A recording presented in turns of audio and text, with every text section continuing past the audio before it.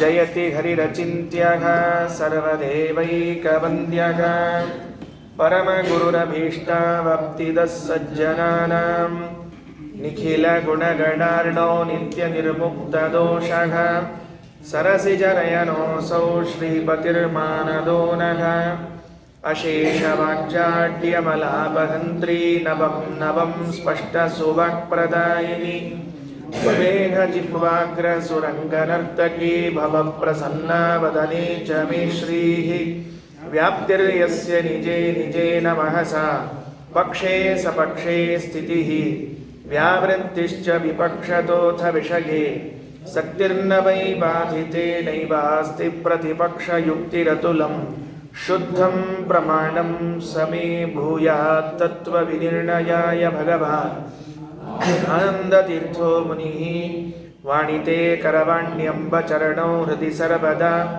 ಮದ್ವಾಕ್ಯಸರಣಿರ್ಭೂಯಾತ್ ಶ್ರೀಮದಾಚಾರ್ಯ ಭಾವಗ ನಮೋऽस्तु ತಾತ್ವಿಕಾ ದೇವಾಃ ವಿಷ್ಣುಭಕ್ತಿಪರಾಯಣಾಃ ಧರ್ಮಮಾರ್ಗೇ ಪ್ರೇರಯಂತು ಭವಂತಃ ಸರ್ವ ಏವ ಹಿ ಯಸ್ಯ ವಾಕ್ ಕಾಮಧೇನುರ್ನಃ ಕಾಮಿತಾರ್ಥಾನ್ ಪ್ರಯಚ್ಛತಿ ಸೇವೇತಂ ಜಯ ಯೋಗೀಂದ್ರಂ ಕಾಮಬಾಣಚ್ಛಿದಂ ಸದಾ ಅಸ್ಮದ್ಗುರುಸಮಾರಂಭಾಂ ಟೀಕಾಕೃತ್ಪಾದಮಧ್ಯಗಾಂ ಶ್ರೀಮದಾಚಾರ್ಯಪರ್ಯಂತಾಂ ವಂದೇ ಗುರುಪರಂಪರಾಂ ಪೃಥ್ವೀಮಂಡಲಮಧ್ಯಸ್ಥಾಃ ಪೂರ್ಣಬೋಧಮತಾನುಗಾಃ ವೈಷ್ಣವಾ ವಿಷ್ಣುಹೃದಯಾಃ ತಾನ್ ನಮಸ್ಸೇ ಗುರೂನ್ ಮಮ ಆಪಾದಮೌಳಿಪರ್ಯಂತಂ ಗುರುಣಾಮಾಕೃತಿಂ ಸ್ಮರೇತ್ ತೇನ ವಿಘ್ನಾಃ ಪ್ರಣಶ್ಯಂತಿ ಸಿದ್ಧ್ಯಂತಿ ಚ ಮನೋರಥಾಃ ಶ್ರೀಮತ್ಸುಧಾದ್ಭುತಾಂಬೋಧಿ ವಿಕ್ರೀಡನ ವಿಚಕ್ಷಣ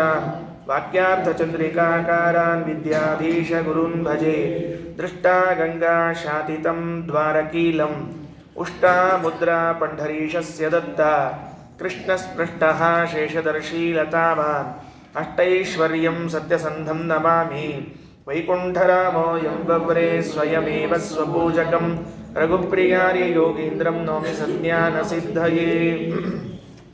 ಶ್ರೀ ಗುರುಭ್ಯೋ ನಮಃ. ಸತ್ಯಸಂಧ ತೀರ್ಥರು ರಚನೆ ಮಾಡಿದ ವಿಷ್ಣು ಸ್ತುತಿಯ ಮುಂದಿನ ಶ್ಲೋಕದಲ್ಲಿ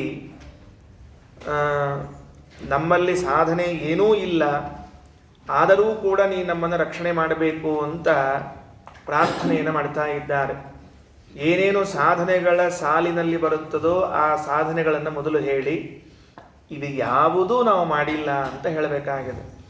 ವಯಂ ಪ್ರಾತಸ್ನಾನಂ ರಘುಪನಮನಂ ಸುಪ್ರವಚನಂ ಗುರುಧ್ಯಾನಂ ಪದ್ಮಾರಮಣ ಭಜನಂ ನಾಪಿ ಮನನಂ ಅಕಾರ್ಷ್ಮಾಲಂ ಶ್ರೀಲಂ ದಶವದನಕಾಲಂ ಗತತುಲಂ ರಮಾಲೋಲಂ ಯಾಮಶರಣಮಮಲಂ ಪೀತಶಮಲಂ.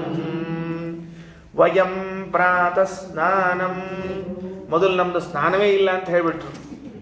ಆ ಸ್ನಾನ ಮಾಡೋ ಪದ್ಧತಿನೇ ಇಲ್ಲ ನಮಗೆ ಅಂತ ಹೇಳಿ, ಅದಕ್ಕೆ ವಯಂ ಪ್ರಾತಸ್ನಾನಂ. ಪ್ರಾತಸ್ನಾನ ಅಂದ್ರೆ ಏನ್ರಿ? ನಮ್ಮ ಗುರುಗಳು ಹೇಳ್ತಿರ್ಬೇಕು, ಸಂಜೆ ಆದರೂ ಪ್ರಾತಸ್ನಾನ ಬಿಡೋಂಗಿಲ್ಲ ಅಂತ ಹೇಳ್ತಿರ್ಬೇಕು ಆಚಾರ್ಯ ಹೇಳೋ ವಾಕ್ಯ. ಅದಕ್ಕೆ ಅವು ಏಕಾದಶಿ ದಿವಸ ಕೆಲವೆಲ್ಲ ಇರ್ತಾವಂತ, ಅವೆಲ್ಲ ಕೆಲಸ ಮುಗಿಸ್ಕೊಂಡು ಸಾಯಂಕಾಲ ಸ್ನಾನ ಮಾಡೋದಂತ. ಯಾವ ಸ್ನಾನ ಇದು ಅಂದ್ರೆ ಪ್ರಾತಸ್ನಾನ ಅಂತ ಹೇಳೋದಂತ. ಸಂಜೆ ಆದರೂ ಪ್ರಾತಸ್ನಾನ ಬಿಡಲಿಲ್ಲ ಅಂತ ಹೇಳಿದಂಗೆ ಇದು ಪ್ರಾತಸ್ನಾನ ಎಂಬುದು ಬಹಳ ಮಹತ್ವದ್ದು. ಅದರಲ್ಲೂ ವಿಶೇಷವಾಗಿ ಗೃಹಸ್ಥರು ಮಾಡುವ ಪ್ರಾತಸ್ನಾನ, ಸನ್ಯಾಸಿಗಳು ಮಾಡುವ ಪ್ರಾತಸ್ನಾನ ಅಂತ ಎರಡು ಬೇರೆ. ಆಚಾರ್ಯರು ಪ್ರಾತಸ್ನಾನದ ವಿಷಯದಲ್ಲಿ ಕೃಷ್ಣಾಮೃತ ಮಹಾಣವದಲ್ಲೂ ಸದಾಚಾರ ಸ್ಮೃತಿಯಲ್ಲೂ ಬಹಳ ವಿಶೇಷ ಕೊಟ್ಟಿದ್ದಾರೆ. ಬೆಳಿಗ್ಗೆ ಸ್ನಾನ ಮಾಡುವುದರಿಂದ ಆಗುವ ಲಾಭ ಏನು ಅಂತ. ಮನುಸ್ಮೃತಿಯಲ್ಲಿ ಬರುವಂತಹ ಒಂದು ವಾಕ್ಯ ಹೀಗಿದೆ, ಪ್ರಾತಸ್ನಾನ ಅಂತನ್ನೋದು ನಮ್ಮದು ದೇಹ ಇದು 9 ಭಾಗಲಿಂದ ಕೂಡಿದ್ರಿ. ಇದು 9 ಭಾಗಲಿಂದ ಕೂಡಿದ ದೇಹ ಇದ್ರಿಂದ ಎಲ್ಲೆಲ್ಲಿ ಯಾವ ಯಾವ ಇಂದ್ರಿಯಗಳಿಂದ ಏನೇನು ವಿಕಾರಗಳಾಗಿ ಮತ್ತು ದೇಹ ಮಲಿನವಾಗಿರ್ತದೋ ಗೊತ್ತಿಲ್ಲ. ಆದ್ದರಿಂದ ಮೊದಲು ಪ್ರಾತಸ್ನಾನ ಮಾಡಿಕೊಂಡೇ ಮುಂದಿನ ಎಲ್ಲ ಕೆಲಸಗಳನ್ನು ಮಾಡಬೇಕು. ಅದು ಪ್ರಾತಸ್ನಾನೇನ ಶುದ್ಧತಿ ಅಂತ. ಎಲ್ಲ ವಸ್ತುಗಳನ್ನು, ಮನೆಯಲ್ಲಿದ್ದ ಬೇರೆ ಬೇರೆ ವಸ್ತುಗಳನ್ನು ಮುಟ್ಲಿಕ್ಕೆ ಅರ್ಹತೆ ಬರುವುದೇ ಪ್ರಾತಸ್ನಾನ ಮಾಡಿದ ಮೇಲೆ ಅಂತ ಹೇಳ್ತಾರೆ. ಸ್ನಾನ ಮಾಡದೆ ಬೆಳಿಗ್ಗೆ ಎದ್ದು ಎಲ್ಲರನ್ನೂ ಮುಟ್ಟುಕೊಂಡು ಹೆಂಗಿದ್ದೀರಿ ಅಂತ ಮಾಡ್ಕೊಂಡು ಬರಬಾರ್ದು, ಮುಟ್ಟಬಾರ್ದು ಅಂತ ವ್ಯವಸ್ಥೆ ಅದ. ಅದಕ್ಕೆ ಮತ್ತೆ ಬೇರೆ ಬೇರೆ ಮತ್ತೆ ನಾವು ಸಂಕಲ್ಪ ಅದನ್ನು ಸಮಾಧಾನ ಮಾಡ್ಕೊಂಡು ಇಲ್ಲ ತುಳಸಿ ಮೃತ್ತಿಗೆ ಹಾಚಿಕೊಂಡು ನಡೀತದೆ ಅದನ್ನು ಪ್ರೋಕ್ಷಣೆ ಮಾಡ್ಕೊಂಡು ಹಿಂಗಿಲ್ಲ. ಅದಕ್ಕೆ ಮತ್ತೆ ಅಡ್ಜಸ್ಟ್ಮೆಂಟು ಇಲ್ಲ ಅಂದಿಲ್ಲ, ಅದು ಅನಿವಾರ್ಯ ಅದು ಇನ್ನು ಬೇರೆ ದಾರಿ ಇಲ್ಲ ಅಂತಂದಾಗ ಮಾಡಬೇಕೆ ಹೊರತಾಗಿ ಉಳಿದು ಹೊತ್ನಾಗಲ್ಲ. ಅದರಿಂದ ಪ್ರಾತಃ ಸ್ನಾನ ಅಂತನ್ನುವುದು ಮಾಡಲೇಬೇಕು. ನಾವು ಮಾಡಿಲ್ಲ ಅಂತ ಸ್ವಾಮಿಗಳು ಹೇಳ್ತಾರೆ. ವಯಂ ಪ್ರಾತಃ ಸ್ನಾನಂ ರಘುಪನಮನಂ ಸುಪ್ರವಚನಂ. ರಘುಪನಮನಂ ಅಂದರೆ ರಾಮದೇವರಿಗೆ ನಮಸ್ಕಾರ, ಅದು ಇಲ್ಲ. ಬೆಳಗ್ಗೆ ಎದ್ಕೊಳ್ಳೆ ಮಾಡಬೇಕು, ಅದು ಮಾಡಿಲ್ಲ. ಸುಪ್ರವಚನಂ, ಒಳ್ಳೆ ಪಾಠ ಪ್ರವಚನ ಮಾಡಬೇಕಾಗಿತ್ತು, ಆ ಪಾಠ ಪ್ರವಚನವನ್ನು ಮಾಡಿಲ್ಲ. ಅದಾದ ಮೇಲೆ ಗುರುಧ್ಯಾನಂ, ಗುರುಗಳ ಧ್ಯಾನವನ್ನು ಮಾಡಬೇಕು. ಅದು ವಿಶೇಷ ರೀ. ಮೊನ್ನೆ ಪ್ರಾರಂಭ ದಿವಸ ಹೇಳಿದ್ದೀನಿ ಗುರುಧ್ಯಾನದ ಬಗ್ಗೆ ಬಹಳಷ್ಟು ಮತ್ತೆ ಮಾತುಗಳು ರುದ್ರದೇವರು ಹೇಳಿರುವಂತಹದ್ದಿದೆ ಅಂತ. ಅದಾದ ಮೇಲೆ ಭಜನ, ಪದ್ಮಾರಮಣ ಭಜನ, ಆ ದೇವರ ವಿಷಯದಲ್ಲಿ ಭಜನೆಯನ್ನು ಮಾಡುವುದು ಅದೂ ಇಲ್ಲ. ಆಮೇಲೆ ಶಾಸ್ತ್ರವನ್ನು ಮನನ ಮಾಡಬೇಕು. ಓದಿ ಆದ ಮೇಲೆ ನಾಪಿ ಮನನಂ, ಆ ಮನನವೂ ಕೂಡ ನಮ್ಮಿಂದ ಆಗ್ತಾ ಇಲ್ಲ. ಅದನ್ನು ಹೇಳಿದ್ರು ನಾಪಿ ಮನನಂ ಅಕಾರ್ಷ್ಮಾಲಂ, ನಾವೇನು ಮಾಡಿಲ್ಲ ಅಂತಹದ್ದನ್ನು. ವಯಂ ಪ್ರಾತಃ ಸ್ನಾನಂ ರಘುಪನಮನಂ ಸುಪ್ರವಚನಂ ಗುರುಧ್ಯಾನಂ ಪದ್ಮಾರಮಣ ಭಜನಂ ನಾಪಿ ಮನನಂ ಅಕಾರ್ಷ್ಮಾಲಂ ಶ್ರೀಲಂ ದಶವದನಕಾಲಂ ಗತತುಲಂ ರಮಾಲೋಲಂ ಯಾಮಶರಣಮಮಲಂ ಪೀತಶಮಲಂ. ಮತ್ತೆ ಏನೋ ಮಾಡಿಲ್ಲ ಅಂತಂದ ಮೇಲೆ ನಿನ್ನನ್ನು ಉದ್ಧಾರ ಮಾಡುವುದು ಹೇಗೆ ಅಂತ ನೀನು ಪ್ರಶ್ನೆ ಕೇಳಬಹುದು ಸ್ವಾಮಿ. ಒಂದೇ ಒಂದು ದಾರಿ ಏನು ಅಂದರೆ ರಮಾಲೋಲಂ ಶರಣಂ ಯಾಮಹ, ಲಕ್ಷ್ಮೀಪತಿಯಾಗಿರುವ ನಿನ್ನ ಶರಣಾಗ್ಬಿಡ್ತೀವಿ ಅಷ್ಟೇ. ನಮಗೆ ಇನ್ನೇನು ದಾರಿ ಇಲ್ಲ. ಭಗವಂತನನ್ನ ಶರಣಾಗೋದೇ ಒಂದು ದಾರಿ. ನಮಗೆ ಆಚಾರ ಗೊತ್ತಿಲ್ಲ, ವಿಚಾರ ಗೊತ್ತಿಲ್ಲ, ಮಡಿ ಗೊತ್ತಿಲ್ಲ, ಮೇಲೆ ಗೊತ್ತಿಲ್ಲ, ಯಾವುದು ಗೊತ್ತಿಲ್ಲ. ಆಶಾ ಒಂದದ. ಏನು ಆಶಾ ಒಂದದ ಅಂದರೆ ಉದ್ಧಾರ ಆಗಬೇಕು ಅಂತ ಒಂದದ ಆಶಾ ಅಂತಂದ್ರೆ ಅದಕ್ಕೆ ಒಂದೇ ಕೆಲಸ, ಭಗವಂತನ ಶರಣಾಗತಿ, ಶರಣಾಗಿ ಬಿಡು ಅಂತ ಹೇಳಿಕೊಡ್ತಾ ಇದ್ದಾರೆ. ಅದಕ್ಕೆ ಸನ್ಯಾಸಿಗಳು ಬಹಳ ಬೇಗನೆ ಸ್ನಾನ ಮಾಡಬೇಕಂತ. ಅರುಣೋದಯ ಕಾಲಕ್ಕೆ ಎದ್ದು ನಿತ್ಯದಲ್ಲಿ ಸ್ನಾನ ಮಾಡಬೇಕು ಅಂತ ವ್ಯವಸ್ಥೆ ಅವರದ್ದು. ಸಕಾಶ 8ಕ್ಕೆ ಎದ್ದು ಕುರ್ಲಾನ್ ಮೇಲೆ ಮಲ್ಕೊಂಡು 8ಕ್ಕೆ ಎದ್ದು ಆಮೇಲೆ ಸ್ವಲ್ಪ ಎಲ್ಲರನ್ನೂ ನೋಡಿ ಎಲ್ಲರಿಗೂ ಹಿಂಗೆ ಕೈ ಕಾಲು ಮಾಡಿ ಆಮೇಲೆ ಸ್ನಾನ ಮಾಡೋದು ಅಂತ ಹಿಂಗೆ ಇರಂಗಿಲ್ಲ ರೀ. ಅರುಣೋದಯ ಕಾಲಕ್ಕೆ ಅಂದರೆ ಅರುಣೋದಯ ಕಾಲಕ್ಕೆ ಸ್ವಾಮಿಗಳ ಸ್ನಾನ ಆಗಿರ್ಬೇಕ್ರಿ. ಅದಕ್ಕೆ ಮಧ್ವ ವಿಜಯದಲ್ಲಿ ಒಂದು ದೃಷ್ಟಾಂತ ಅದ. ಆಚಾರ್ಯರ ಕಥೆ ಹೇಳ್ತಾರೆ. ಬದರಿಗೆ ಹೋದಾಗ ಬೇರೆ ಊರಲ್ಲಿ ಸ್ನಾನ ಮಾಡೋದು ಅಂತಲ್ಲ, ಬದರಿ ಕ್ಷೇತ್ರದಲ್ಲಿ ಇದ್ದಾಗ ಆಚಾರ್ಯರು ಎಷ್ಟೊತ್ತಿಗೆ ಸ್ನಾನ ಮಾಡ್ತಿದ್ರು ಅಂದರೆ ಮಜ್ಜನಂ ವ್ಯಧಿತ ಶೀತಲ ಗಂಗಾ ವಾರಿ ನಿತ್ಯ ಮರುಣೋದಯ ಕಾಲೇ ಯತ್ ಸ್ಪೃಶಂತಿ ನನರಾಹಿಮಭೀತ ಅಂಶಗೇಶ ಪ್ರಶತಾಮಧಿಪಸ್ಯ. ಅರುಣೋದಯ ಕಾಲಕ್ಕೆ ಆಚಾರ್ಯರು ಬದರಿ ಕ್ಷೇತ್ರದಲ್ಲಿ ಅಲಕನಂದ ಸ್ನಾನ ಮಾಡಿ ಮುಗಿಸ್ಬಿಡ್ಬೇಕಂತ. ಯಾವ ನೀರನ್ನು ಮುಟ್ಲಿಕ್ಕೆ 12 ಆದ್ಮೇಲೆ 1 ಆದ್ಮೇಲೆ ಇನ್ನೂ ವಿಚಾರ ಮಾಡ್ತಿರ್ತೀವಿ, ಬಿಸಿಲು ಬೀಳಿ, ಚಲೋ ಬಿಸಿಲು ಬೀಳಿ ಅಂತ. ಆ ಚಲೋ ಬಿಸಿಲು ಹೋಗ್ಬಿಡ್ತದೆ, ಅದು ಬಂತು, ನೀವು ಸ್ನಾನೇ ಆಗೋದಿಲ್ಲ. ಅದಕ್ಕೆ ನಾವೇನು ಮಾಡಿಬಿಡ್ತೀವಿ ಅಂದ್ರೆ ಬದರಿಗೆ ಹೋಗಿ ಬಿಸಿನೀರನ್ನ ಸ್ನಾನ ಮಾಡಿ, ಯಾರ ಆಚಾರು ತಣ್ಣೀರು ಸ್ನಾನ ಮಾಡ್ತಿರ್ತಾರಲ್ಲ ಅವ್ರಿಗೆ ಹೇಳೋದು, ಆಚಾರ ನಿಮ್ಮ ಕೈಯಿಂದ ಅವನೇ ಶಟಿತಿರ್ತಾನೆ ಮೊದಲು ಪಾಪ ಆಚಾರಿ ಥಂಡ್ಯಾಗ. ಅದಕ್ಕೆ ಅವ್ನು ಆಚಾರ ಬಕೆಟ್ ಕೊಡೋದು. ಮೊನ್ನೆ ಆಗಿದ್ರಿ ನಮ್ದೆಲ್ಲ ಇದು ಕರ್ಕೊಂಡು ಹೋದಾಗ ಭಾಗ್ಯ, ಅದೊಂದು ಭಾಗ್ಯ ಸಿಕ್ಕದ. ಆಚಾರ ಧಾರವಾಡದಿಂದ ಇಲ್ಲಿ ತನಕ ಎದಕ್ಕೆ ಕರ್ಕೊಂಡ್ಬಂದೀವಿ ನಿಮ್ಮನ್ನು, ಮತ್ತೆ ಸುಮ್ಮನೆ ಹೋಗ್ಬಾರ್ದು, ಬಕೆಟ್ ತೊಗೊಳ್ರಿ, ನೀವು ಸ್ನಾನ ಮಾಡಿರಿ ಮೊದಲು, ನೀವು ಸ್ನಾನ ಮಾಡಿ ಬಕೆಟ್ ತೊಗೊಂಡು ನಮ್ಮ ತಲೆ ಮೇಲೆ ಸುರರಿ. ಎಷ್ಟು ಆನಂದ ಆಯ್ತು. ಮತ್ತೆ ಬಂದು ಹೇಳೋದು, ಅಯ್ಯ ಮಿಸ್ ಮಾಡ್ಕೊಂಡ್ರಿ ಪಾಪ ಆಚಾರ ನಿಂತರ್ಬೇಕಾರೆ ಇನ್ನೂ ಒದ್ದಿ ಮೇಲೆ ಹೋಗ್ರಿ ಅಂತ ಹೋಗ್ರಿ ಅಂತ. ಅದಕ್ಕೆ ಆಚಾರ್ಯ ಬದರಿ ಕ್ಷೇತ್ರದಲ್ಲಿ ಪ್ರಾತಃ ಸ್ನಾನವನ್ನು ಮಾಡೋದಂತೆ.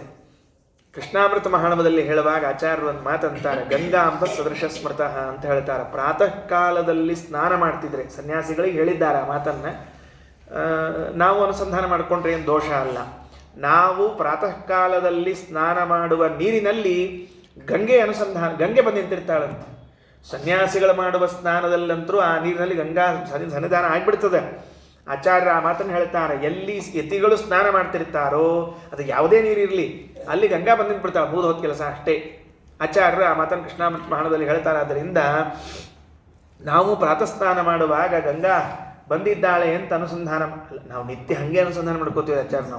ನೀವು ಹೇಳಿದ್ರು ಅಷ್ಟೇ, ಹೇಳದೇ ಇದ್ರು ಅಷ್ಟೇ. ನಮ್ಮ ಪ್ಲಾಸ್ಟಿಕ್ ಬಕೆಟ್ನಾಗ ನೀರು ಬಿದ್ದಿರ್ತಾವೆ ನೋಡ್ರಿ, ಅವಕ್ಕೆ ನಾವು ಕರೆಯೋದು ಹಂಗೆ ಗಂಗಾ ಗಂಗೇತಿ ಅಂತ ಕರೆದ ಸ್ನಾನ ಮಾಡ್ತೀವಿ ನಾವು. ಮ್ಯಾಲಿನ ಸಿಂಟೆಕ್ಸ್ ಹೆಸರು ಚೇಂಜ್ ಮಾಡೀವ್ರಿ, ಈಗ ಗಂಗಾ ಜಲ್ ಅಂತ ಮಾಡಿಬಿಟ್ಟಿವಿ ನಾವು. ಯಾಕಂದ್ರೆ ಇವು ಸಾದಾ ಸಿಂಟೆಕ್ಸ್ ಇಟ್ಟರೆ ಬಡಿಗೆ ಬರೋದಿಲ್ಲ ಅಂತ ಗೊತ್ತಾಯ್ತು. ಆಚಾರ ಬೈಲಿಕ್ಕೆ ಶುರು ಮಾಡಿದ್ರು ಪುರಾಣದಾಗ. ಆಚಾರ ಕಡೆಯಿಂದ ಬಯಸ್ಕೊಳ್ಳೋದು ಬೇಡ ಅಂತ ಹೇಳಿ ಮೇಲೆ ಟ್ಯಾಂಕಿನ ಹೆಸರ ಗಂಗಾಜಲ್ ಅಂತ ಮಾಡಿಬಿಟ್ಟು ಮುಗಿದೋದು ಕೆಲಸ. ಅದಕ್ಕೆ ಹೆಂಡತಿಗಳದು ಏನ ಬೋರ್ ಹಾಕು ಗಂಗಾಜಲ್ ತುಂಬಿಸು, ಬೋರ್ ಹಾಕು ಗಂಗಾಜಲ್ ತುಂಬಿಸು, ನೋಡಿದ್ರಲ್ಲ ಆಚಾರ ಗಂಗಾ ಹೇಳಿದ್ವಿ ಮತ್ತೆ ಅಂತೇಳಿ ಇಷ್ಟು ಅನುಕೂಲ ಮಾಡ್ಕೊಂಡ್ಬಿಟ್ಟಿವ್ರು ನಾವು. ಅದಕ್ಕೆ ಅವೆಲ್ಲ ನಡೆಯುವುದಿಲ್ಲ.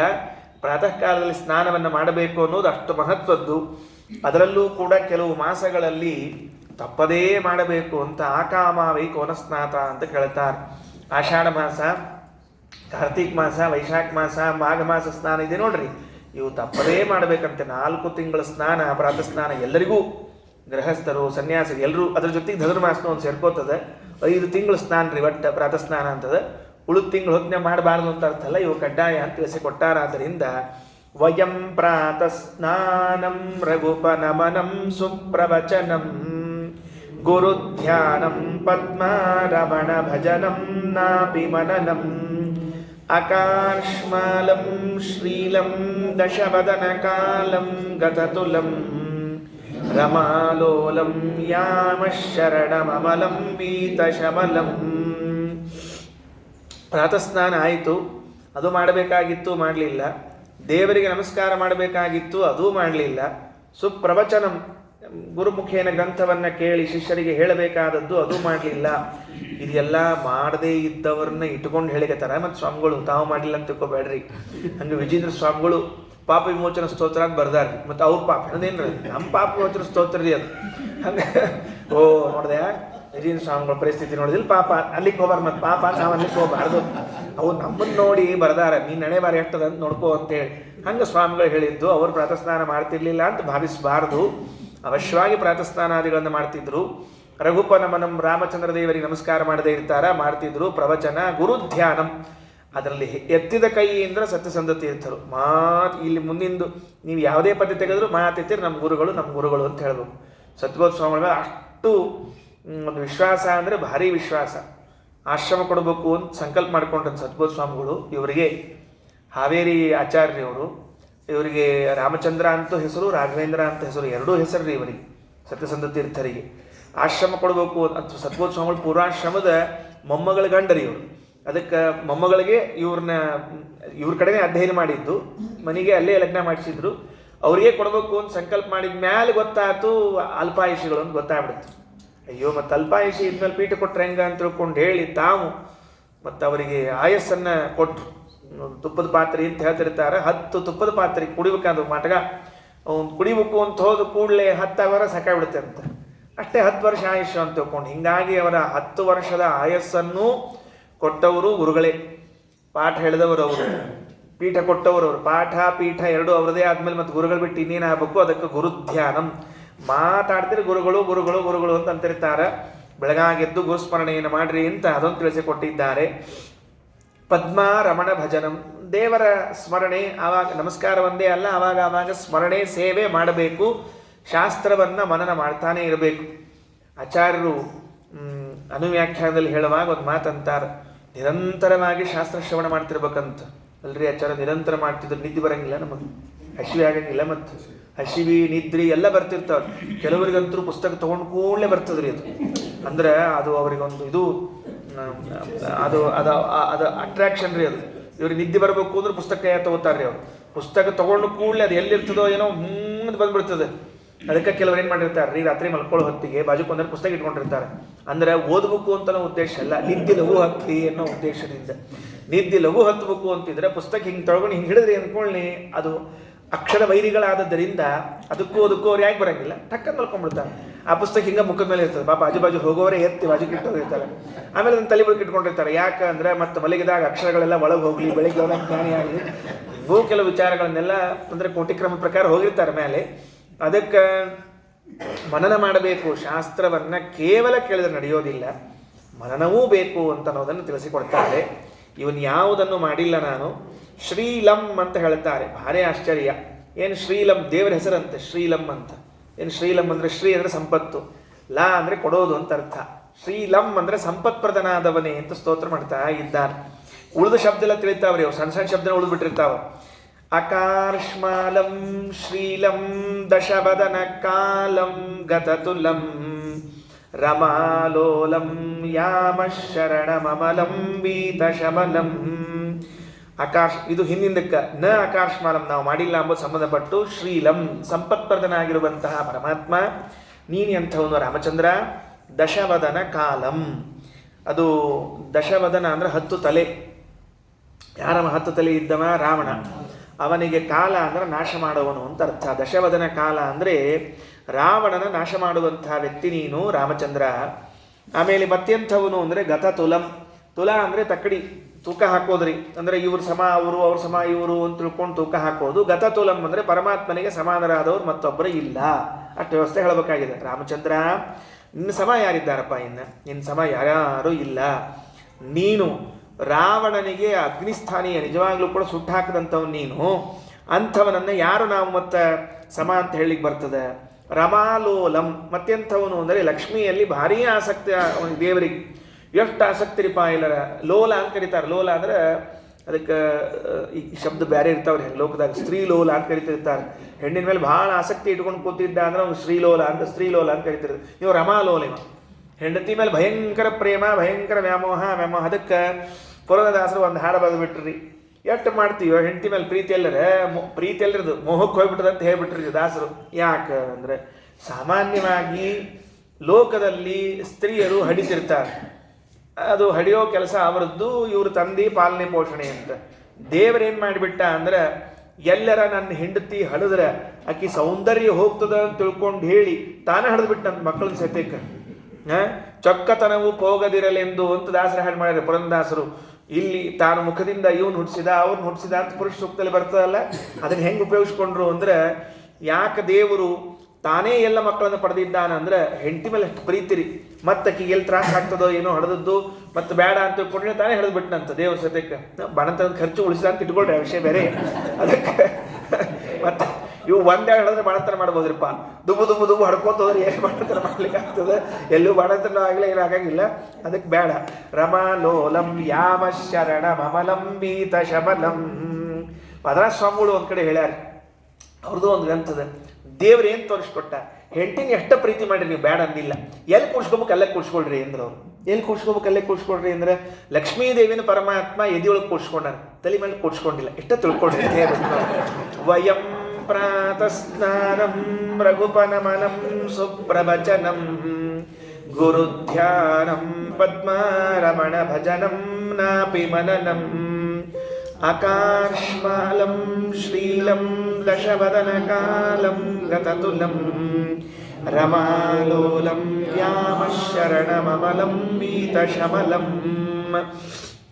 ಶರಣ ಹೋಗ್ತೀವಿ. ಅಮಲ ಅಂದರೆ ದೋಷರಹಿತನಾದವನು. ವೀತ ಮತ್ತು ರಘುಪ ಅಂತ 2 ಸಂಬೋಧನಾ ಪರಮಾತ್ಮನಿಗೆ. ಶಮಲಂ ಅಂತ ಇದೆ. ಶಮಲಂ ಅನ್ನೋ ಶಬ್ದಕ್ಕೆ ಭಗವಂತ ತನ್ನಲ್ಲಿ ಭಕ್ತಿಯನ್ನು ಕೊಡುವನು ಅಂತ ಅರ್ಥ. ಶಮೋ ಮನ್ನಿಷ್ಠತಾ ಬುದ್ಧೇ ಅಂತದ. ಭಗವಂತನಲ್ಲಿ ಬುದ್ಧಿ, ಭಗವಂತನಲ್ಲಿ ಜ್ಞಾನವನ್ನು ಕೊಡ್ತಾನಾದ್ರಿಂದ ಶಮಲ ಅಂತ. ವೀತ ಶಮಲ ಅಂತ ಸಮಸ್ತ ಪದ ಮಾಡಿದರೆ, ಒಂದೇ ಪದ ಮಾಡಿಕೊಂಡ್ರೆ ಹಿಂದೆ ಅಮಲ ಅನ್ನೋದರಿಂದ ಪುನರುಕ್ತಿ ಬರ್ತದೆ.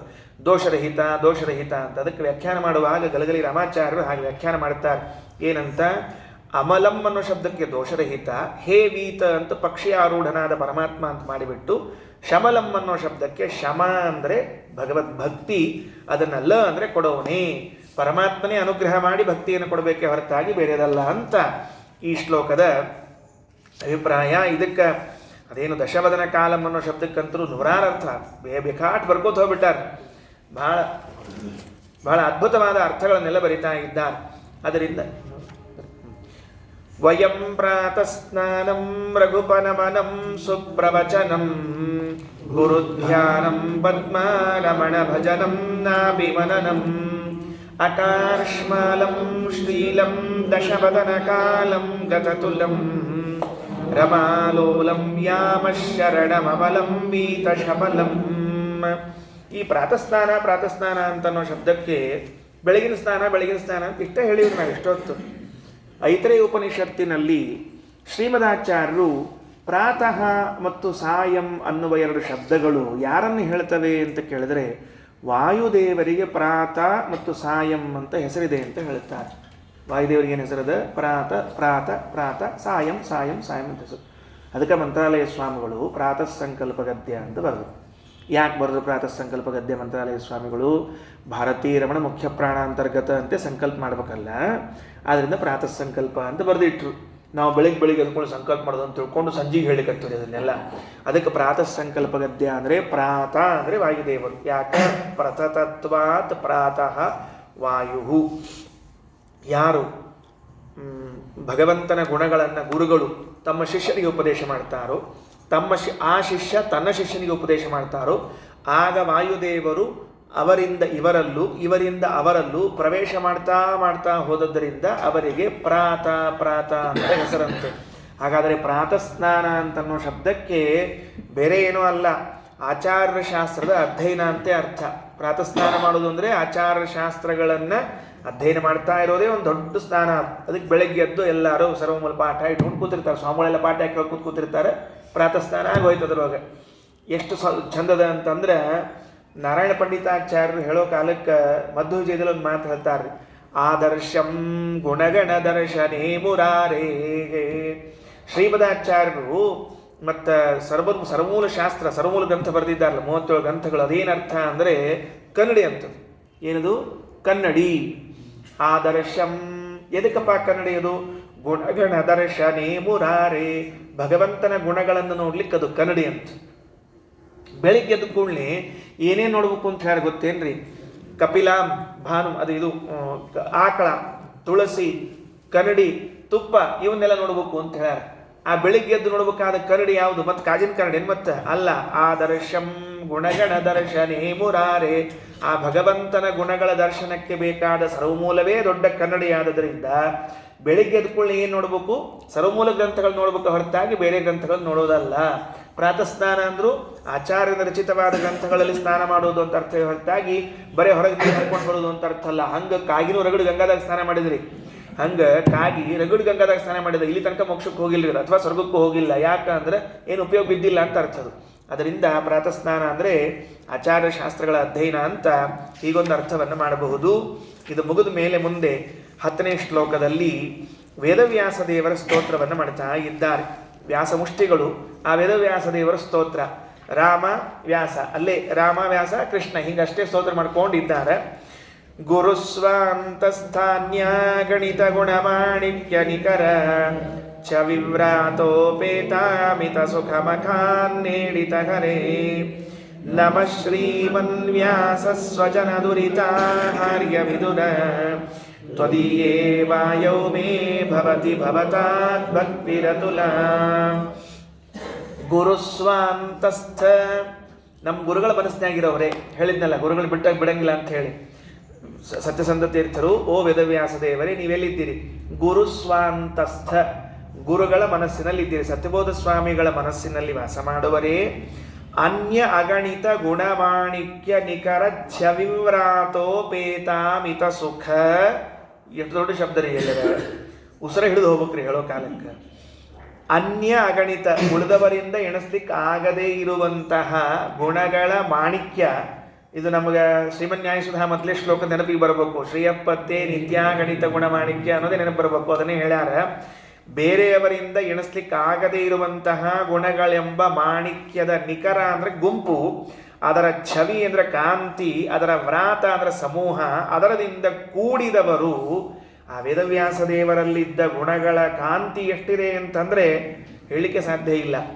ಆಚಾರ್ಯರು ವೇದವ್ಯಾಸ ದೇವರ ಧ್ಯಾನ ಶ್ಲೋಕ ಹೇಳುವಾಗ ವಿಜ್ಞಾನ ರೋಚಿ ಪರಿಪೂರಿತಾಂತರ್ ಬಾಹ್ಯಾಂಡಕೋಶಂ ಹರಿತೋಪಲಾಭಂ ಅಂತ.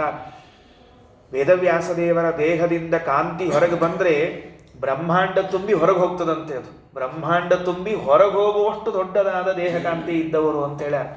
ಅದಕ್ಕೆ ಗುರುಸ್ವಾಂತಸ್ಥಾನ್ಯ ಗಣಿತ ಗುಣಮಾಣಿಕ್ಯ ನಿಖರ ಛವಿವ್ರಾತೋಪೇತಾಮಿತ ಸುಖಮಖಾನ್ನೇಡಿತ ಹರೇ ನಮಃ ಶ್ರೀಮನ್ವ್ಯಾಸ ಸ್ವಜನ ದುರಿತಾಹಾರ್ಯ ವಿದುರ ತ್ವದೀಯೇ ವಾಯೌ ಮೇ ಭವತಿ ಭವತಾತ್ ಭಕ್ತಿರತುಲಾ.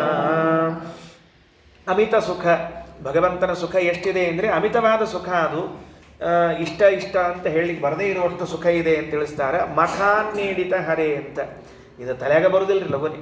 ಮಖಾನ್ನೇಡಿತ ಹರೆ ನೀ ಅಂತ ತಿಳ್ಕೊಬೇಕ್ರಿ. ಯಾರು ಮಖ ಅಂತ ಕೇಳೋರು ನಾವೆಲ್ಲ. ಮಖ ಅಂದ್ರೆ ಮುಖ ಅಂತ ಇಷ್ಟ ಗೊತ್ತದ ನಮಗೆ. ಅದಕ್ಕೆ ಮಖ ಮಖ ಅಂದರೆ ಯಜ್ಞ, ಮಖ ಅನ್ನ ಅಂದರೆ ಯಜ್ಞದಲ್ಲಿ ಹಾಕುವ ಆಹುತಿಗಳನ್ನೇ ತಮ್ಮ ಅನ್ನವನ್ನಾಗಿ ಮಾಡಿಕೊಂಡ ದೇವತೆಗಳನ್ನು ಮಖಾನ್ನ ಅಂತ ಕರೆದಿದ್ದಾರೆ. ಮಖ ಯಜ್ಞ, ಅದರಲ್ಲಿ ಹಾಕಿದ ಆಹುತಿಗಳೇ ಯಾರಿಗೆ ಅನ್ನವೋ ಅವರು ಮಖಾನ್ನರು. ಅಂದರೆ ದೇವತೆಗಳಿಂದ ಈಡಿತ ಸ್ತುತ್ಯನಾದವನೇ ಅಂತ ಹೇಳಲಿಕ್ಕೆ ಮಖಾನ್ನೀಡಿತ ಅಂತ ಹೇಳ್ಯಾರ. ನಾವು ಅದು ಶಬ್ದನೇ ತಿಳಿಯೋದಿಲ್ಲ, ಅಷ್ಟು ಚಂದ ಶಬ್ದ ಅದು. ಹರೇ ಪರಮಾತ್ಮನೇ ನಮಃ. ಶ್ರೀಮನ್ ಸಂಪದ್ಭರಿತರಾದವರೇ ವ್ಯಾಸ, ವೇದವ್ಯಾಸ ದೇವರೇ ನೀವೆಂಥವರು? ಸ್ವಜನ ದುರಿತ ಆಹಾರ್ಯ ವಿದುರ. ನಿಮ್ಮವರು, ಸ್ವಜನರು ಅಂದರೆ ತಮ್ಮವರು, ಅವರ ದುರಿತ ಅಂದರೆ ಪಾಪಗಳು, ಅದೇ ಆಹಾರ್ಯ ಆಹಾರ್ಯ ಅಂದರೆ ಪರ್ವತಗಳು ಅಂತ ಅರ್ಥ. ತಮ್ಮವರ ಪಾಪಗಳೆಂಬ ಪರ್ವತಗಳನ್ನು ಅವುಗಳನ್ನು ನಾಶ ಮಾಡುವುದಕ್ಕೆ ಬಿದುರ ಅಂತಂದರೆ ವಜ್ರಾಯುಧ ಅಂತ ಅರ್ಥ. ಬಿದುರ ಅನ್ನೋ ಶಬ್ದಕ್ಕೆ ಅರ್ಥ ಏನು? ವಜ್ರಾಯುಧದಂತೆ ಇದ್ದವರು ಅಂತ. ಅದಕ್ಕೆ ಹೇಳಿದರು ನಮಃ ಶ್ರೀಮನ್ ವ್ಯಾಸ ಸ್ವಜನ ದುರಿತಾಹಾರ್ಯ ಬಿದುರ. ಹೇ ವೇದವ್ಯಾಸ ದೇವರೇ, ನೀವು ನಿಮ್ಮವರು ಏನಾದರೂ ಪಾಪಗಳನ್ನು ಮಾಡಿದ್ದಿದ್ರೆ ಆ ಪಾಪಗಳು ದೊಡ್ಡ ಪರ್ವತ ರಾಶಿ. ಆ ಪರ್ವತವನ್ನು ಕತ್ತರಿಸುವುದಕ್ಕೆ ಬೇಕಾದದ್ದು ಒಂದೇ ಆಯುಧ ಯಾವುದು ಅಂದರೆ ವಜ್ರಾಯುಧ. ಆ ವಜ್ರಾಯುಧದಂತೆ ಇದ್ದವರು ನೀವು. ನಿಮ್ಮಲ್ಲಿ ಕೇಳಿಕೊಳ್ಳೋದೇನು? ತ್ವದೀಯೇ ವಾಯೌ, ನಿಮ್ಮ ದಾಸರಾದ ಬಿದುರ. ಬಿದುರ ಬಿದುರ ಬಿದುರ ಬಿದುರ ಅಂದರೆ ಬಿದುರ ಅಂತ ಅರ್ಥ. ಅದಕ್ಕೆ ಪ್ರಿಂಟ್ ಏನಾಗಿದೆ? ತಪ್ಪಾಗಿದೆ, ಬಿದುರ. ಅದಕ್ಕೆ ಭೀ ಮಾಡ್ಕೋಬೇಕು, ಬಿದುರ ಅಂತದ. ಕೋಶದೊಳಗೆ ಬಿದುರ ಎಂಬ ಶಬ್ದಕ್ಕೆ ಕುಲಿಶಂ ಬಿದುರಂ ಪವಿಹಿ ಅಂತ ವಜ್ರ ಅಮರಕೋಶದಲ್ಲಿ ಹೇಳೋ ಕಾಲಕ್ಕೆ ಹೇಳ್ಯಾರ. ವಜ್ರಾಯುಧದಂತೆ ಇದ್ದವನು ಅಲ್ಲ, ವಿಷಯ ಬಿಟ್ಟು ಉಳಿದದ್ದು ಶಬ್ದ ಏನಾರ ಬಿಟ್ಬಿಡ್ರಿ. ಸರಳವಾಗಿ ಪಾಪ ಪರ್ವತಕ್ಕೆ ಹೆಂಗಿರಬೇಕು? ವಜ್ರಾಯುಧ ಅಂತಿರ್ಬೇಕು, ಹೊರತಾಗಿ ಹೆಣ್ಸತ್ತು ಬಿದುರ ಆದರೆ ಏನು ತೊಗೊಂಡ್ರೆ ಬಿದುರ ಅನ್ನೋ ಶಬ್ದಕ್ಕೆ ಹೆಂಟು ಸತ್ತು ಗಂಡ ಅಂತ ಅರ್ಥ. ಅದೇನು ಅರ್ಥ ಉಪಯೋಗ ಇಲ್ಲ, ಅದನ್ನು ತಗೊಳ್ಳೋ ಕಾರಣ ಇಲ್ಲೇ ಇಲ್ಲ. ಅದಕ್ಕೆ ಬಿದುರ ಅಂತ ಅರ್ಥ ಹೇಳಬೇಕು. ಗುರುಸ್ವಾಂತಸ್ಥಾನ್ಯ ಗಣಿತ ಗುಣಮಾಣಿಕ್ಯ ನಿಖರ ಛವಿವ್ರಾತೋಪೇತಾಮಿತ ಸುಖಮಕಾನ್ನೀಡಿತ ಹರೇ ನಮಃ ಶ್ರೀಮನ್ ವ್ಯಾಸ ಸ್ವಜನ ದುರಿತಾಹಾರ್ಯ ಬಿದುರ ತ್ವದೀಯೇ ವಾಯೌ ಮೇ ಭವತಿ ಭವತಾತ್ ಭಕ್ತಿರತುಲಾ. ನಮಗೆ ನೀವೇನು ಅನುಗ್ರಹ ಮಾಡಬೇಕು ವೇದವ್ಯಾಸ ದೇವರೇ? ನಿಮ್ಮ ವಾಯುದೇವರು ಅರ್ಥಾತ್ ನಿಮ್ಮ ಪುತ್ರ, ನಿಮ್ಮ ಶಿಷ್ಯ, ಆ ವಾಯುದೇವರಲ್ಲಿ ನಮಗೆ ಅಸದೃಶವಾದ ಭಕ್ತಿ ಬರಬೇಕು, ಇನ್ಯಾರಲ್ಲೂ ಬೇಡ. ಅಷ್ಟು ಅದ್ಭುತವಾದ ಭಕ್ತಿಯನ್ನು ಕೊಡ್ರಿ ಅಂತ ವೇದವ್ಯಾಸ ದೇವರಲ್ಲಿ ಪ್ರಾರ್ಥನಾ. ಯಾಕಂದರೆ ಭಕ್ತಿ ಕೊಡುವವರಾದ್ದರಿಂದ ಅವರು ಕೊಡದೇ ಇದೆ ನಡೆಯೋದಿಲ್ಲ. ಅದರಿಂದ ಅವಶ್ಯವಾಗಿ ಭಕ್ತಿಯನ್ನು ಕೊಡ್ರಿ ಅಂತ ಈ 10ನೇ ಪದ್ಯದಲ್ಲಿ ಕೇಳ್ತಾ ಇದ್ದಾರೆ. ಇನ್ನು ಮುಂದೆ 11ನೇ ಪದ್ಯದಲ್ಲಿ ಹೇಳುವಾಗ ರಮ ರಾಮ ಶ್ರೀಮನ್ನಮಲ ಕಮಲ ಸೋಮನತ ಭೋ ನಮಾಮೋ ಹೇಮಾ ಭಾಮಿತ ಮಹಿಮಹೇ ಮಾಧವನತೆ ಸಮೋ ಭೂಮಾ ಭೂಮೋ ಶಮದಮ ವಿಮಾನಾದಿ ನಿಯಮ ಶ್ರಮಸ್ತೋಮ ಪ್ರೇಮನ್ ಅವಮಲ ಹಿಮಾನಿ ಮಿಹಿರಭೋ. ರಮ ರಾಮ, ಲಕ್ಷ್ಮೀದೇವಿಗೆ ಆನಂದ ಕೊಡೋನು ಅಂದರೆ ಪರಮಾತ್ಮ. ರಮ ರಾಮಮ. ಲಕ್ಷ್ಮೀದೇವಿಗೆ ನಿಜವಾಗಿ ಆನಂದ ಆಗೋದು ಯಾರಿಂದ ಅಂದರೆ ಪರಮಾತ್ಮನಿಂದ, ಉಳಿದವರಿಂದ ಅಲ್ಲವೇ ಅಲ್ಲ. ರಮ ರಾಮ ಶ್ರೀಮನ್ ಅಮಲ ಕಮಲ ಸೋಮನತ ಭೋ. ನಿರ್ದುಷ್ಟಳಾದ ಲಕ್ಷ್ಮೀದೇವಿ ಹಾಗೂ ಸೋಮ. ಸಾಮಾನ್ಯವಾಗಿ ಎಲ್ಲರೂ ವ್ಯಾಖ್ಯಾನದೊಳಗೆ ಅರ್ಥ ಮಾಡಿದ್ದು ಸೋಮ ಅಂತ ಅನ್ನೋ ಶಬ್ದಕ್ಕೆ ಅರ್ಥ ಏನು? ಚಂದ್ರ ಅಥವಾ ಉಮಯ ಸಹಿತ ಸೋಮಃ ರುದ್ರ ಅಂತ ಅರ್ಥ ಮಾಡುತ್ತಾರೆ. ಸೋಮ ಶಬ್ದಕ್ಕೆ ವಾಯುದೇವರು ಅಂತ ಅರ್ಥ. ಸೋಮ ಶಬ್ದಕ್ಕೆ ಯಾರರ್ಥ? ವಾಯುದೇವರು ಅಂತ ಅರ್ಥ. ಯಾಕ? ಸ್ವಾದಿಷ್ಟಯ ಬದಿಷ್ಟಯ ಪವಸ್ವ ಸೋಮಧಾರಯ. ವೇದವೇ ಸೋಮ ಶಬ್ದವನ್ನು ವಾಯುದೇವರಲ್ಲಿ ಪ್ರಯೋಗ ಮಾಡಿದ್ರು.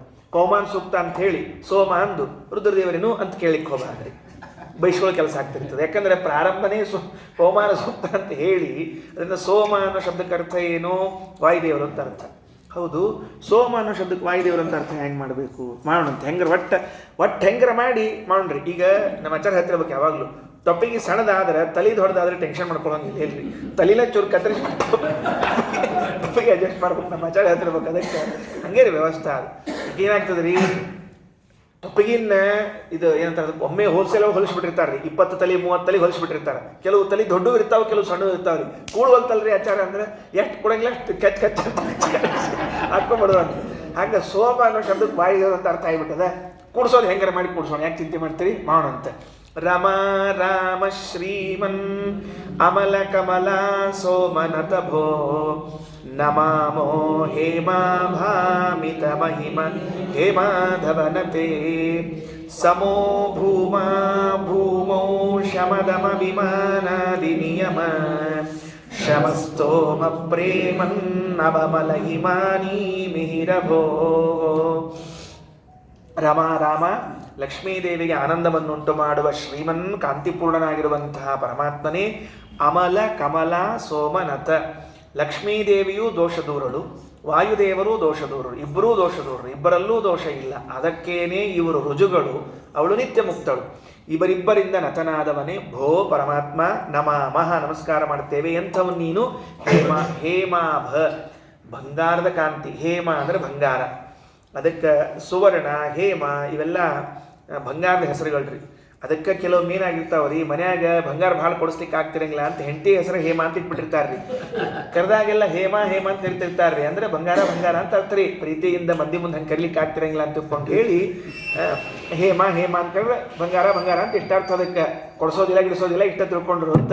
ಅದಕ್ಕೆ ಹೇಮಾಭ ಅಂದರೆ ಬಂಗಾರದ ಬಣ್ಣ ಉಳ್ಳವನೇ. ಅಮಿತ ಮಹಿಮ, ನಿನ್ನ ಮಹಿಮೆ ಎಷ್ಟು ಅಂದರೆ ಸೀಮೆ ಇಲ್ಲದಷ್ಟು ಮಹಿಮೆ ಉಳ್ಳವನು. ಹೇ ಮಾಧವ, ಎಲೆ ಪರಮಾತ್ಮನೇ, ತೇ ನಿನಗೆ ಸಮಃ ಭೂಮ ಭೂಮೌನ, ನಿನಗೆ ಸಮಾನನಾದವನಾಗಲಿ ನಿನಗಿಂತ ಉತ್ತಮನಾದವನಾಗಲಿ ಈ ಭೂಮಿಯಲ್ಲಿ ಇಲ್ಲ. ಸಮ ಅನ್ನೋ ಶಬ್ದಕ್ಕೆ ಸಮ ಅಂತ ತಗೋಬೇಕು, ಭೂಮ ಅನ್ನೋ ಶಬ್ದಕ್ಕೆ ಉತ್ತಮ ಅಂತ ತಗೋಬೇಕು. ನಿನಗೆ ಸಮಾನನಾದವನಾಗಲಿ ನಿನಗಿಂತ ಉತ್ತಮನಾದವನಾಗಲಿ ಇಬ್ಬರೂ ಇಲ್ಲ. ಮತ್ತು ನೀ ಎಂಥವ್ರ ಮೇಲೆ ಪ್ರೀತಿ ಮಾಡ್ತೀಪ ದೇವರ? ನಿನಗೆ ಯಾರ ಮೇಲೆ ಪ್ರೀತಿ ಅಂತ ಕೇಳಿದ್ರೆ ಶಮ ದಮ ವಿಮಾನಾದಿ ನಿಯಮ ಶ್ರಮ ಸ್ತೋಮ ಪ್ರೇಮನ್, ಒಂದೇ ಶಬ್ದ ಅದು. ಯಾರು ಇಷ್ಟೆಲ್ಲ ಶ್ರಮ ಪಡ್ತಾರೋ ಅಂಥವರ ಮೇಲೆ ಪರಮಾತ್ಮ ಪ್ರೀತಿ ಮಾಡ್ತಾನಂತೆ. ಏನು ಶ್ರಮ ಪಡ್ಬೇಕ್ರಪ್ಪ ನಾವು? ಏನೇನು ಶ್ರಮ ಪಟ್ಟರೆ ದೇವರು ನಮ್ಮ ಮೇಲೆ ಪ್ರೀತಿ ಮಾಡ್ತಾನೆ ಅಂತ ಕೇಳಿದರೆ, ಶಮ ಮೊದಲನೇದು ಭಕ್ತಿ, ಎಷ್ಟೇ ತ್ರಾಸಾದರೂ ಭಕ್ತಿ ಬಿಟ್ಕೊಡೋಂಗಿಲ್ಲ. ಎರಡನೇದ್ದು ದಮ, ಇಂದ್ರಿಯ ನಿಗ್ರಹ. ಮೂರನೇದ್ದು ವಿಮಾನ, ಮಾನ ಅಂದರೆ ಜ್ಞಾನ, ವಿಮಾನ ಅಂದರೆ ವಿಶಿಷ್ಟವಾದ ಜ್ಞಾನ. ಇದಾದ ಮೇಲೆ ನಿಯಮ ಅಂದರೆ ಇವು ಇರ್ತಾವೆ ನೋಡ್ರಿ, ಏಕಾದಶಿ ದ್ವಾದಶಿ ಮತ್ತು ವೃತ ನಿಯಮ ಜಪ ಇವೆಲ್ಲ ನಿಯಮಗಳು. ಈ ಎಲ್ಲ ಶ್ರಮವನ್ನು ವಹಿಸುವಂತಹ ಜನರ ಮೇಲೆ ಭಗವಂತ ಅತ್ಯಂತ ಪ್ರೀತಿಯನ್ನು ಮಾಡ್ತಾನಂತೆ. ಅಂದರೆ ನಾವು ಇವನು ಮಾಡಲಿಲ್ಲ ಅಂದರೆ ದೇವರು ನಮ್ಮನ್ನು ಪ್ರೀತಿಸಂಗಿಲ್ಲ ಅಂತ ಅರ್ಥ. ಅದಕ್ಕೆ ಶಮ ದಮ ವಿಮಾನಾದಿ ನಿಯಮ ಶ್ರಮ ಸ್ತೋಮ ಅಂದರೆ ಗುಂಪು. ಅವುಗಳು ಯಾರಲ್ಲಿವೆಯೋ ಅವರ ಮೇಲೆ ಪ್ರೀತಿಯನ್ನು ತೋರಿಸುವಂಥವನಾಗಿದ್ದಾನೆ. ಅಂತಹ ಪರಮಾತ್ಮ ರಕ್ಷಣಾ ಮಾಡಿ ನಮ್ಮನ್ನ. ಹೆಂಗಪ್ಪ ನೀ ಇದ್ದಿ ಅಂದ್ರೆ ಮಲಹಿಮಾನಿ ಮಿಹಿರಭೋ ಅಂತಾರ. ಮಲಗಳೆಂಬ ಹಿಮಾನಿ ಅಂದರೆ ಮಂಜು. ಮಲ ನಮ್ಮಲ್ಲಿರ್ತಕ್ಕಂತಹ ದೋಷಗಳೆಂಬ ಮಂಜಿಗೆ ಭಗವಂತ ಮಿಹಿರ ಅಂದರೆ ಸೂರ್ಯನಂತೆ ಇದ್ದವನೇ ಅಂತ ಸ್ತೋತ್ರ ಮಾಡ್ತಾ ಇದ್ದಾರೆ. ರಮಾ ರಾಮ ಶ್ರೀಮನ್ನಮಲ ಕಮಲ ಸೋಮನತ ಭೋ ನಮಾಮೋ ಹೇಮಾ ಭಾಮಿತ ಮಹಿಮ ಹೇಮಾಧವನತೆ ಸಮೋ ಭೂಮಾ ಭೂಮೋ ಶಮದಮ ವಿಮಾನಾದಿ ನಿಯಮ ಶ್ರಮಸ್ತೋಮ ಪ್ರೇಮನ್ನವಮಲ ಹಿಮಾನಿ ಮಿಹಿರಭೋ. ಆಯ್ತಲ್ಲ, ಸೋಮ ಅಂದರೆ ಏನು ಹೇಳಿದ್ವಿ? ವಾಯುದೇವರು ಅಂತ ಹೇಳಿದ್ವಿ. ಹೆಂಗೆ ಹೇಳ್ತೀವಿ ಅಂತ ಪ್ರಶ್ನೆ ಮಾಡ್ತಾರೆ. ಅದಕ್ಕೆ ಯುಕ್ತಿ ಮಲ್ಲಿಕೆಯ ಫಲಸೌರಭದಲ್ಲಿ ವಾದಿರಾಜ ಸ್ವಾಮಿಗಳು ಒಂದು ವೇದ ಮಂತ್ರವನ್ನು ವ್ಯಾಖ್ಯಾನ ಮಾಡ್ತಾ ಇರುವಾಗ ಅವರ ಶಿಷ್ಯರು ಹಾಗೂ ಪೂರ್ವಾಶ್ರಮದ ತಮ್ಮಂದಿರು ಸುರೋತ್ತಮ ತೀರ್ಥರು ಸೋಮ ಶಬ್ದಕ್ಕೆ ವಾಯುದೇವರಲ್ಲಿ ಹೇಗೆ ಅರ್ಥ ತೋರಿಸ್ಕೊಡ್ತಾರೆ, ಆಶ್ಚರ್ಯ ಹೇಳ್ತಾರೋ. ನಂಗೆ ಅದು ಆಶ್ಚರ್ಯ ಆಗಿದ್ದಲ್ಲೇ. ಏನು ಅಂದರೆ ಶ್ವಾಸ ಅನ್ನುವಂತಹ ಶಬ್ದ ಅದು ನಿರುಕ್ತಿಯ ಬಲದಿಂದ ಸೋಮ ಆಗಿದೆ ಅಂತ ಬರಿತಾ ಇದ್ದಾರೆ. ಎಲ್ಲಿಯ ಶ್ವಾಸ ಎಲ್ಲಿಯ ಸೋಮ, ಏನಕ್ಕೇನು ಸಂಬಂಧ ಅಂದರೆ ನಿರುಕ್ತಿಯಲ್ಲಿ ಏನಾಗ್ತದೆ, 5 ರೀತಿಯಿಂದ ನಿರುಕ್ತಿ ಆಗಬೇಕ್ರಿ. ಅದು ವರ್ಣಾಗಮಃ ವರ್ಣ ವಿಪರ್ಯಯಶ್ಚ. ನಿರುಕ್ತಿ ಅಂದರೆ ಏನು ಗೊತ್ತಾ? ಒಂದು ಶಬ್ದ ಅದು ಇನ್ನೊಂದಾಗಿ ಬದಲಾಗ್ತಿರ್ತದೆ, ಅಥವಾ ಅದರ ಒಂದು ಅರ್ಥ ಹೇಳುವಾಗ ಇಲ್ಲೆಲ್ಲ ಸೇರಿಸ್ಕೊಳ್ಬೇಕಾಗ್ತಿರ್ತದೆ. ಅದು ಎಷ್ಟು ರೀತಿಯಿಂದ ಆಗಬಹುದು ಅಂತ ಕೇಳಿದರೆ 5 ರೀತಿಯಿಂದ ಬದಲಾಗ್ತಿರ್ತದೆ ಅಂತ. ವರ್ಣಾಗಮಃ, ಇಲ್ಲದೇ ಇದ್ದ ಶಬ್ದ ಬಂದು ಕೂತಿರ್ತದೆ, ಇದ್ದ ಶಬ್ದ ಚೇಂಜ್ ಆಗಿರ್ತದೆ, ಇದ್ದ ಶಬ್ದ ಹೋಗಿರ್ತದೆ. ಆಮೇಲೆ ವಿಕಾರ ನಾಶವು, ವಿಕಾರ ಹೊಂತದ, ನಾಶ ಆಗ್ತದೆ, ಹೊಸ ಅಕ್ಷರ ಬರ್ತದೆ, ಇದ್ದದ್ದು ಹೋಗ್ತದೆ. ಇವೆಲ್ಲವೂ ಕೂಡಿದಾಗ ಒಂದೇನಾಗ್ತದೆ, ನಿರುಕ್ತ ಆಗ್ತದೆ ಅಂತ. ಹೀಗಾಗಿ ಶ್ವಾಸ ಅಂತನ್ನುವ ಶಬ್ದ ಸೋಮ ಅಂತಾಗಿ ಕೂತದ ಅಂತ ಸುರೋತ್ತಮ ತೀರ್ಥರ ವ್ಯಾಖ್ಯಾನದಲ್ಲಿ ಬರೀತಾರೆ. ಅದಕ್ಕೆ ಸೋಮ ಈಸ್ ಈಕ್ವಲ್ ಟು ಶ್ವಾಸೋಚ್ಛ್ವಾಸವನ್ನು ಮಾಡಿಸುವಂತಹ ವಾಯುದೇವರೇ ಅಂತ ಅರ್ಥ ಬರೀತಾರೆ. ಹೀಗಾಗಿ ಸೋಮ ಶಬ್ದಕ್ಕೆ ಒಂದು ಪವಮಾನ ಸೂಕ್ತದಲ್ಲಿ ಪ್ರಯೋಗವೇ ಇದೆ, ವೈದಿಕ ಪ್ರಯೋಗ. ಇನ್ನು ನಿರುಕ್ತಿಯನ್ನು ಹೇಳುವುದಾದರೆ ಅದರ ನಿರುಕ್ತಿಯ ಮೂಲಕವಾಗಿಯೂ ಕೂಡ ನಮ್ಮಲ್ಲಿ ಶ್ವಾಸೋಚ್ಛ್ವಾಸವನ್ನು ಮಾಡಿಸುವಂಥವರು ಯಾರು ಅಂದರೆ ವಾಯುದೇವರು ಅಂತ ತಿಳಿಸಿಕೊಡ್ತಾ ಇದ್ದಾರೆ. ಅದಕ್ಕೆ ಕಮಲ ಸೋಮ ನತಭೋ, ಆ ಸೋಮ ಶಬ್ದವನ್ನು ಇನ್ನೊಂದು ಸರ್ತಿ ಇಟ್ಟುಕೊಂಡ್ರೆ ರುದ್ರದೇವರಿಂದಲೂ ರಚನಾದವನು ಅನ್ನುವಂತಹ ಅರ್ಥವನ್ನು ಹೇಳ್ತಾರೆ. ರಮ ರಾಮ ಶ್ರೀಮನ್ನಮಲ ಕಮಲ ಸೋಮನತಭೋ ನಮಾಮೋ ಹೇಮಾಭಾಮಿತ ಮಹಿಮ ಹೇಮಾಧವನತೆ ಸಮೋ ಭೂಮಾ ಭೂಮೌ ಶಮದಮ ವಿಮಾನಾದಿ ನಿಯಮ ಶ್ರಮಸ್ತೋಮ ಪ್ರೇಮನ್ನವಮಲ ಹಿಮಾನಿ ಮಿಹಿರಭೋಗಂ ವಿರಾಗಾಸಕ್ತಿಸ್ತೆ ವಯಮಜ ಪುರಾಗಾರ ರಮಣೀ ಧರಾಗಾನಾಸಕ್ತಾನ ಚ ಪದ ಪರಾಗಾಧರಯುತಾಗ ಪುರಾಗಾರಾತ್ಯಾದಿ ಪ್ರಣುತ ವಿತರಾಗಾಧ ಮಹಿಮನ್ ಸುರಾಗಾಭೂತಿ ಸುಮತಿ ಮುಖರಾಗಾದಿಜಸಕ ವಿರಾಗಾಸಕ್ತಿಸ್ತೆ, ನಿನಗೆ ಯಾರಲ್ಲಿ ಆಸಕ್ತಿ ಇದೆ ಅಂದರೆ ಯಾರು ವಿರಕ್ತರೋ ಅವ್ರ ಮೇಲೆ ನಿನಗೆ ಬಹಳ ಪ್ರೀತಿ. ನಮಗರ ಅದಿಲ್ಲ, ನಮಗರ ವಿರಕ್ತಿ ಇಲ್ಲ, ನಿನಗರ ವಿರಕ್ತರ ಮೇಲೆ ಬಹಳ ಪ್ರೀತಿ. ಮುಗಿದು ಹೋತ್ ನೋಡಿ ಕೆಲಸ, ಇಷ್ಟೇ ವ್ಯವಸ್ಥಾ. ವಿರಾಗಾಸಕ್ತಿಸ್ತೆ, ನಿಂಗೆ ಯಾರಲ್ಲಿ ಪ್ರೀತಿ ಅದಪ್ಪ? ಯಾರು ವಿರಕ್ತರು, ಯಾರು ಭಕ್ತರು, ಯಾರು ಜ್ಞಾನಿಗಳು, ಅವ್ರ ಮೇಲೆ ಪ್ರೀತಿ. ನಮಗೆ ಸಂಬಂಧ ಇಲ್ಲದು. ವಯಮಜ ಪುರಾಗಾರ ರಮಣೀ ಧರಾಗಾನಾಸಕ್ತ, ನಾವೆಲ್ಲ ಆಸಕ್ತರಾಗಿದ್ದೀವಿ ಅಂದ್ರೆ ವಯಂ ನಾವು, ಹೇ ಅಜ ಪರಮಾತ್ಮನೇ, ಪುರ ಆಗಾರ ರಮಣಿ ಧರ ಗಾನ ಆಸಕ್ತ. ಭಾಳ ಚಂದದೆ, ಒಂದು ಶಬ್ದ ಬಿಟ್ಟಿಲ್ರಿ ಸತ್ಸಂಗ ತೀರ್ಥರು.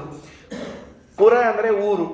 ನಮಗೇನ್ರಿ ನಮ್ಮೂರು ಅಂದ್ರೆ ಭಾಳ ಪ್ರೀತಿರಪ್ಪ. ಅದಕ್ಕೆ ಹೇಳಿಲ್ಲ ಬ್ರಹ್ಮಾಂಡಗಳು ಅರಸಿ ನೋಡಲು ನಮ್ಮೂರೇ ವಾಸಿ ಅಂತ ತಿಳ್ಕೊಂಡು ಹೇಳಲಿಲ್ಲ.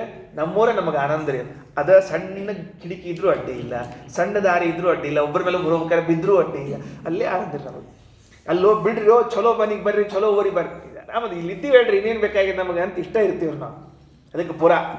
ಇನ್ನು ಆಗಾರ ನಮ್ಮ ಮನೆ ನಮಗೆ ಆನಂದ ರೀ. ಎಲ್ಲೇ ಹೋಗ್ಲಿ, ಇಡೀ ಜಗತ್ತಿನಾಗ ಎಲ್ಲಿ ಹೋಗಿ ಬಂದರೂ ರಾಜಮಹಲ್ನಾಗ ನಮ್ಮನ್ನು ಕೂಡ್ಸಿದ್ರೆ ಸತ್ಯಕ್ಕೆ ನಮ್ಮ ಮನೆ ಇದ್ದಂಗೆ ಇಲ್ಲರಪ್ಪ ಇದು ಅಂತ ಅಂತೀವಿ, ಹೊರತಾಗಿ ಸಂತೋಷ ಪಡ್ಲಿಕ್ಕೆ ಹೋಗಲ್ರಿ. ಹಿಂಗಾಗಿ ನಮ್ಮ ಮನೇನೆ ನಮಗೆ ಆಸಕ್ತಿ. ರಮಣಿ ಹೆಂಡತಿ, ಧರ ಅಂದರೆ ಭೂಮಿ, ನಮ್ಮ ಭೂಮಿ ನಮ್ಮದು. ಆಮೇಲೆ ಗಾನ, ಆ ಹಾಡು ಗಿಡು ಕೇಳ್ಕೋತ ಕೂತ್ಬಿಟ್ರೆ ಯಾರಿಗೆ ಬೇಕ್ರಿ? ಉಳಿದಲ್ಲ ಈ ವೈರಾಗ್ಯ ಆಗಿರಾಗಿಲ್ಲ, ನಿಮಗೆ ಇರುವಲ್ತ್ಯಾಕ ಅಂತ ಹೇಳಿ ನಾವು ಇದ್ರೊಳಗೆ ಆಸಕ್ತಿ ಇಟ್ಕೊಂಡಿದ್ದೀವಿ. ನಿನಗರ ವೈರಾಗ್ಯ ಇದ್ದವ್ರ ಮೇಲೆ ಪ್ರೀತಿ, ಒಂದಕ್ಕೊಂದು ಸಂಬಂಧ ಇಲ್ಲ. ವಿರಾಗಾಸಕ್ತಿಸ್ತೆ ವಯಮಜ ಪುರಾಗಾರ ರಮಣೀ ಧರಾಗಾನಾಸಕ್ತ ನ ಚ ಪದ ಪರಾಗಾಧರಯುತಾಃ ಪುರಾಗಾರಾತ್ಯಾದಿ ಪ್ರಣುತ ವಿತರಾಗಾಧ ಮಹಿಮನ್ ಸುರಾಗಾಭೂತಿ ಸುಮತಿ ಮುಖರಾಗಾದಿಜಸಕ. ಎಲ್ಲಿ ಆಸಕ್ತರಾಗಿಲ್ಲ ನಾವು? ಪದಪರಾಗ ಆದರಯುತ ನ. ಪದಪರಾಗ ಅಂದರೆ ಭಗವಂತನ ಪಾದದಲ್ಲಿದ್ದ ಧೂಳಿ, ಅದರಲ್ಲಿ ನಮಗೆ ಆದರವಿಲ್ಲ. ಎಷ್ಟು ಚಂದಾದ ಮಾತು ನೋಡ್ರಿ. ನಮಗೆ ಭಗವಂತನ ಪಾದ ಧೂಳಿಯಲ್ಲಿ ಏನು ಆಸಕ್ತಿ ಇಲ್ರಿ. ಆ ಭಗವಂತನ ಪಾದ ಧೂಳಿ ಭಾಳ ಚಂದದ ಅಂತ ತ್ರಿವಿಕ್ರಮ ಪಂಡಿತಾಚಾರ್ಯ ಕೊಂಡಾಡ್ತಾರೆ ಅವರು ವಿಷ್ಣು ಸ್ತುತಿಯೊಳಗೆ. ಹಿಂಗಾಗ ಭಾಳ ಸುಂದರವಾಗಿರುವಂತಹ ಪಾದ ಧೂಳಿ, ಅದರಲ್ಲಿ ನಮಗೆ ಆಸಕ್ತಿ ಇಲ್ಲ. ಮತ್ತು ನೀ ಎಂಥವನು ಅಂದರೆ ಪುರ ಗಾರಾತ್ಯಾದಿ ಅಂತಾರೆ. ಏನು ಹಂಗಂದ್ರೆ ಗೊತ್ತಾಗಿಲ್ರಿ. ಅದಕ್ಕೆ ನಮ್ಮ ಆಚಾರ್ಯರು, ಗಲಗಲೆ ಆಚಾರ್ಯರು, ದವರ್ಖೇಡಿ ಆಚಾರ್ಯ ಬರೀತಾರೆ, ಪುರ ಗಾರಾತ್ಯಾದಿ ಅರ್ಥ ಪುರ ಅಗ ಅರಾತಿ ಅಂತ ಬಿಡಿಸ್ಬೇಕಂತಂದ್ರೆ ಶಬ್ದವನ್ನು. ಪುರ ಗಾರಾತ್ಯಾದಿ ಅಂತ ಬಿಡಿಸ್ಬಾರ್ದು. ಪುರ ಅಗ ಅರತಿ. ಪುರ ಅಂದರೆ ಊರು, ಅದಕ್ಕೆ ಅರಾತಿ ಅಂದರೆ ಶತ್ರು, ತ್ರಿಪುರಾರಿ ಅಂತ ಅರ್ಥ. ಅದಕ್ಕೆ ರುದ್ರದೇವರು. ಪುರ ಅರಾತಿ ಅಂದರೆ ರುದ್ರದೇವರು, ಅಗ ಅರಾತಿ ಅಂದರೆ ಇಂದ್ರದೇವರು. ಪರ್ವತಗಳಿಗೆ ವೈರಿಯಾದ ಇಂದ್ರದೇವರು, ಊರುಗಳಿಗೆ ವೈರಿಯಾದ ರುದ್ರದೇವರು. ಅವರಿಂದ ನೀ ಏನಾಗಿದ್ದಿ ಅಂದರೆ ಪ್ರಣೋತ, ನಮಸ್ಕಾರ ಮಾಡಿಸ್ಕೊಂಡವನೇ. ಸಂಸ್ಕೃತ ಶಬ್ದ ಸಂಪತ್ತಿ ಎಷ್ಟದ ಅಂತ ನೋಡ್ಬೇಕಾದ್ರೆ ಇದಕ್ಕೆ ಓದ್ಬೇಕ್ರಿ. ಎಲ್ಲ ಅಲ್ಲೇ ಅವರಿ. ಮತ್ತು ಒಂದು ಅರ್ಥನೇ ರೀ, ಬೇರೆ ಇಲ್ಲೇ ಇಲ್ಲ. ಮತ್ತೇನು ಬೇರೆ ಹೊಸದಾಗ ಇಲ್ಲ. ಅವನ್ನ ತಿರುವ್ಯಾಡ್ಸಿ ಹೇಳೋದು. ಈಗ ಮನೆಯಾಗ ಅನ್ನ ಜಾಸ್ತಿ ಆಗಿಬಿಟ್ಟಿರ್ತದೆ. ಹೆಣ್ಮಕ್ಳು ಏನು ಮಾಡ್ತಾರೆ ರೀ, ಭಾರಿ ಉಪಾಯ ಮಾಡ್ತಾರೆ. ಅನ್ನ ಜಾಸ್ತಿ ಆಗಿಬಿಡ್ತೀವಿ ಅಂತ ಇಟ್ಕೊಳ್ರಿ, ಬೈಸ್ಕೊಳ್ಳೋ ಹೋಗಿಲ್ರಿ. ಈಗ ಅಟ್ಯಾಕ್ ಮಾಡ್ಲಿಕ್ಕೆ ಹೋಗಿದ್ದು ನಿಂಗೆ ಹೇಳಿದ್ದೇನೆ ಮಾಡಲಿಕ್ಕೆ ಅಂತ ಹಿಂಗೆ ಅನ್ಬಾರ್ದಲ್ಲ. ಅದಕ್ಕೆ ಅವರು ಇಷ್ಟು ಚಂದ ವ್ಯವಸ್ಥೆ ಮಾಡ್ತಾರೆ ರೀ. ಎಷ್ಟು ಬೇಕು ಅಷ್ಟಿಟ್ಟು ಉಳಿದದ್ದಕ್ಕೆ ಒಂದಿಷ್ಟು ಒಗ್ಗರಣೆ ಹಾಕಿಬಿಡ್ತಾರೆ. ಒಗ್ಗರಣೆ ಹಾಕಿದ್ರಿಲ್ಲೋ ಏನು ಚಿತ್ರಾನ್ನ ರೀ, ಎಲ್ಲರೂ ಹೇಳ್ತೀನಿ ಮಾಘ ಮಾಸದಾಗ ಚಿತ್ರಾನ್ನ ಉಣ್ಬೇಕು ಅಂತ ಹೇಳ್ತಿರ್ತಾರೆ. ಮತ್ತು ಅದು ಬೇರೆ ಆ ಮಾಸದ ಹೆಸರು ಹೇಳಿ ಚಿತ್ರಾನ್ನ ಹಾಕಿ ಹೆಚ್ಚಿಗೆ ಆದ ಅನ್ನನ ಅಲ್ಲೇ ಹೊಳಿಸ್ಬಿಡ್ತಾರೆ. ಹೋಗ್ಬಿಡ್ತಾರೆ, ಮುಗಿದು ಹೋದ ಕೆಲಸ. ಇಲ್ಲ ಅನ್ನೋ ಒಂದು ಅರ್ಧ ವಾಟಕ ಹಾಲಿನಾಗ ಅಷ್ಟ ಹಿಂಗೆ ಕದಡಿ ಪಾಯಸ ಅದನ್ನ ಹಾಕಿಬಿಡ್ತಾರೆ. ಒಟ್ಟ ಅನ್ನ ಅದೇ ಅದನ್ನ ತಿರುವಿ ಅದು ಒಂದು ಹಳದಿ ಆಗ್ಬೇಕು, ಇಲ್ಲ ಬಿಳಿ ಆಗ್ಬೇಕು, ಇಲ್ಲ ಕರಿ ಆಗ್ಬೇಕು, ಅಷ್ಟೇ ಕೂತಿರ್ಬೇಕು ಹೊರತಾಗಿ ಬೇರೆ ಆಗೋದಿಲ್ಲ. ಶಬ್ದ ಎಲ್ಲ ಅಲ್ಲೇ ಅವರಿವು. ವಿರಾಗಾಸಕ್ತಿಸ್ತೆ ವಯಮಜ ಪುರಾಗಾರ ರಮಣಿ ಧರಾಗಾನಾಸಕ್ತಾನ ಚ ಪದ ಪರಾಗಾಧರಯುತಾಗ ಪುರಾಗಾರಾತ್ಯಾದಿ ಪ್ರಣುತ ವಿತರಾಗಾಧ ಮಹಿಮನ್ ಸುರಾಗಾಭೂತಿ ಸುಮತಿ ಮುಖರಾಗಾದಿಜಸಕ. ಶ್ಲೋಕ ನೆನಪಾಗಿದೆ, ಹೇಳ್ಬಿಡ್ತೀವಿ ಸುಮ್ಮನೆ ಅಷ್ಟೇ. ಪದಪರಾಗಾದರ ಯುತಾಹ ಅಂತದ ಭಗವಂತನ ಪಾದಧೂಳಿ ಭಾಳ ಚಂದದ ಅಂತ್ರಿ. ಅದಕ್ಕೆ ತ್ರಿವಿಕ್ರಮ ಪಂಡಿತಾಚಾರ್ಯ ಹೇಳೋ ಕಾಲಕ್ಕೆ ಒಂದು ಮಾತು ಅಂತಾರೆ, ವಿಷ್ಣೋರಸ್ಮಾನ್ ಪದಾಬ್ಜೆ ಕೃತ ನಿವಸತಯ ಪಾಂಸವ ಪಾವಯಂತು ಶ್ರೀಮಂತಃ ಶ್ರೀಕಬರ್ಯಾಂ ಕುಸುಮ ಸುನಿಚಯೇ ಪೂರಯಂತಃ ಪರಾಗಾನ್ ಲಾಲಾಢ್ಯಾಂ ಲೇಖಿಕಾಯಾಮಜನಿ ಪವನಯೋಃ ಅಕ್ಷತಾಂ ನಿಕ್ಷಿಪಂತಃ ಪೌನಃ ಪುಣ್ಯೇನ ಶುದ್ಧಿಂ ಹರಶಿರಸಿ ನತೆ ಜಾಹ್ನವೀಂ ಜೋಷಯಂತಃ. ಅಲ್ಲಿ ಪಂಡಿತಾಚಾರ್ಯ ಮೊದಲನೇ ಶ್ಲೋಕ ಇದು ವಿಷ್ಣು ಸ್ತುತಿಯೊಳಗೆ. ಹೆಂಗಪ್ಪ ಅಂತಸ್ಮಾನ್ ಪುರುಹೂತ ವೈರಿಬಲವನ್ನಂದಿಲ್ಲ ಹಂಗ ಆಚಾರ್ಯ ಇಟ್ಟುಕೊಂಡು ಬರ್ದಾರೆ ಅವರು. ಏನದು ಭಗವಂತನ ಪಾದದಲ್ಲಿ ಆಶ್ರಯ ಪಡೆದಿರ್ತಕ್ಕಂತಹ ಅದಲ್ಲ. ವಿಷ್ಣೋರಸ್ಮಾನ್ ಪದಾಬ್ಜೆ ಕೃತ ನಿವಸತಯ ಪಾಂಸವ ಪಾವಯಂತು. ದೇವರ ಪಾದ ಕಮಲದಲ್ಲಿ ಆಶ್ರಯ ಪಡೆದಿರತಕ್ಕಂತಹ ಪಾದಧೂಳಿಗಳು ಅಸ್ಮಾನ್ ಪಾವಯಂತು. ಯಾಕ? ಶ್ರೀಮಂತಃ, ಭಾರಿ ಶ್ರೀಮಂತಂತ್ರಿ ಅವು. ಏನು ಶ್ರೀಮಂತ್ರಿ? ಪಾದಧೂಳಿ ಶ್ರೀಮಂತ ಅಂದ್ರೆ ಭಾರಿ ಆಶ್ಚರ್ಯಪ್ಪ. ಅವರು ಒಬ್ಬರು ಸ್ವಾಮಿಗಳಿದ್ರಂತೆ. ಅವ್ರು ಯಾವ ಸ್ವಾಮಿಗಳೇನು ಕೇಳಿಕ್ಕೆ ಹೋಗ್ಬೇಡ್ರಿ, ಅಷ್ಟೇ ಹೇಳ್ತೀನಿ, ಹ್ಞೂ ಅಂದ್ಬಿಡ್ರಿ ಅಷ್ಟೇ. ಅವರು ಒಬ್ಬರ ಮನ್ಯಾಗ ಚಾತುರ್ಮಾಸ್ಯಕ್ಕೆ ಕೂತಿರಂತೆ, ಭಕ್ತನ ಮನ್ಯಾಗ. ಅವರು ಚಾತುರ್ಮಾಸ್ಯಕ್ಕೆ ಕೂತಿದ್ರು. ಅವರ ಕೆಟ್ಟ ಬಡವರಿ ಅವ. ಚಾತುರ್ಮಾಸ್ಯಕ್ಕೆ ಸ್ವಾಮಿಗಳು ಬಂದಿದ್ರು. ಅದು ನಮ್ಮ ಸಮಾಜದವರಲ್ಲ, ಬೇರೆ ಸ್ವಾಮಿಗಳು ಕೂತಿದ್ರು. ಅವ್ರು ಬರೋ ಕಾಲಕ್ಕೆ ಎಲ್ಲ ಆಯ್ತು. ಚಾತುರ್ಮಾಸ್ಯ ಭಾರಿ ವೈಭವದಿಂದ ಮಾಡಿದ್ರಿ. ಒಂದು ದಿವಸ ಆ ಭಕ್ಷ, ಒಂದು ದಿವಸ ಈ ಭಕ್ಷ, ಒಂದು ದಿವಸ ಎಲ್ಲ ಮಾಡಿದ್ರಿ. ಕೇಳಿದಂತ ಗುರುಗಳು ಕೇಳಿದಂತ, ಅಲ್ಲೋ ನಿಮ್ಮ ಮನ್ಯಾಗ ಇಷ್ಟು ಬಡತನದ ಹೆಂಗೆ ಮಾಡ್ತೀವೋ ಇದನ್ನೆಲ್ಲ? ಗುರುಪಾದ ಮಹಿಮಾ ಅಂತ ಹೇಳ್ತಿದ್ದಂತ. ಅವ್ನು ಒಟ್ಟ ಅರ್ಥ ಆಗಿಲ್ರಿ ಗುರುಗಳಿಗೆ. ನಮ್ಮ ಪಾದದ ಮಹಿಮಾ ಇಷ್ಟದೇನೋ ಇಷ್ಟದೇನೋ ತಿಳ್ಕೊಂಡಿದ್ರಂತ. ಚಾತುರ್ಮಾಸ್ಯ ಮುಗಿಸ್ಕೊಂಡು ಸ್ವಾಮಿಗಳು ಹೊಂಟಿದ್ರಂತ. ನೋಡಿದ್ರಂತ ಅವ್ರ ಪಾದಕನ ಇದ್ದಿದ್ದಿಲ್ಲಂತ. ಯಾಕಂದ್ರೆ ಅವ್ರು ಬೆಳ್ಳಿ ಪಾದಕ ಇದ್ದವ್ರಿ ಗುರುಗಳು. ಅವ್ರೇನು ಮೊದಲನೇ ದಿವಸ ಬೆಳ್ಳಿ ಪಾದಕ ಹಾಕೊಂಬಂತ ಅಂತ ಇಟ್ಟಿದ್ರು. ಅದನ್ನು ತಗೊಂಡು ಹೋಗಿ ಮಾರಿ ರೊಕ್ಕ ತಂದು ದಿವಸ ಚಾತುರ್ಮಾಸ್ಯ ಮಾಡಿದ್ರಿ. ಯಾವಾಗಾರ ಕೇಳ್ರಿ ಗುರುಪಾದ ಮಹಿಮಾ ಅಂತ ಅಷ್ಟು ಶ್ರೀಮಂತ ಪಾದಕ ಇರ್ತಿದ್ವರಿ. ಅದಕ್ಕೆ ವಿಷ್ಣೋರಸ್ಮಾನ್ ಪದಾಬ್ಜೆ ಕೃತ ನಿವಸತಯ ಪಾಂಸವ ಪಾವಯಂತು ಶ್ರೀಮಂತಃ ಶ್ರೀಕಬರ್ಯಾಂ ಕುಸುಮ ಸುನಿಚಯೇ ಪೂರಯಂತಃ ಪರಾಗಾನ್. ಏನು ಶ್ರೀಮಂತ ಆಗ್ಯಾವ? ಲಕ್ಷ್ಮೀದೇವಿ ನಿತ್ಯ ಬೆಳಗ್ಗೆ ಎದ್ದು ಕೂಡಲೇ ದೇವರ ಪಾದಕ್ಕೆ ನಮಸ್ಕಾರ ಮಾಡ್ಲಿಕ್ಕೆ ಬರ್ಬೇಕಂತ ಬಂದ್ಲು. ಪರಮಾತ್ಮ ಪಾದವನ್ನು ಬಿಟ್ಕೊಂಡು ಕೂತಿದ್ದ. ಇವ್ರು ನಮಸ್ಕಾರ ಮಾಡಿದ್ರು. ಅವಳ ತಲೆಯಲ್ಲಿ ಹೂ ಹಾಕ್ಕೊಂಡಿದ್ಲು. ಹೆಣ್ಮಕ್ಳು ಹೂ ಹಾಕ್ಕೊಂಡಿರ್ತಾರಲ್ಲ, ಹೂ ಹಾಕ್ಕೊಂಡಿದ್ದಂತೆ. ಆ ಹೂ ಹಾಕ್ಕೊಂಡಿದ್ರೆ ಅದು ನಿರ್ಮಾಲ್ಯ, ದೇವರ ನಿರ್ಮಾಲ್ಯನೇ ಹಾಕ್ಕೊಂಡಿದ್ಲು. ಅಷ್ಟು ಘಮಘಮ ಅಂತ ಇದ್ದಿದ್ದಿಲ್ಲಂತೆ. ದುಬ್ಬಿಗಳೆಲ್ಲ ಸ್ವಲ್ಪ ಆ ಹೂವಿಗೆ ಡಿಸ್ಟೆನ್ಸ್ ಮೇಂಟೈನ್ ಮಾಡ್ತಿದ್ವಂತೆ. ಹತ್ರ ಹೋಗೋಣೋ ಬೇಡವೋ.